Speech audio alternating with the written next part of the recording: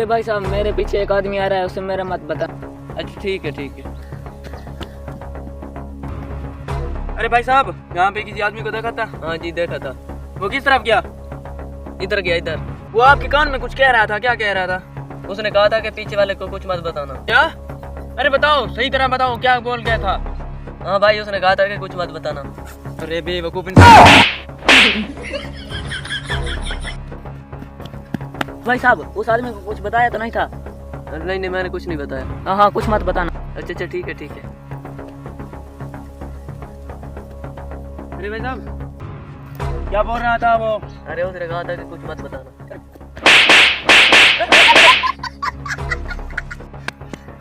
अरे भाई साहब उससे कुछ मत बताना प्लीज यार, अल्लाह का वास्ता है उसे कुछ मत बताना। मैं भाग भाग कर अब मेरी बस हो गई है यार। अच्छा अच्छा ठीक है ठीक है।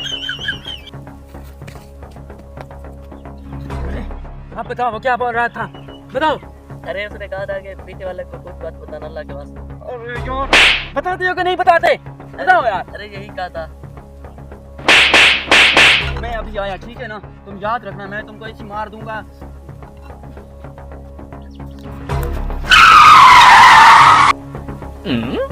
अरे ये रही। अब उसको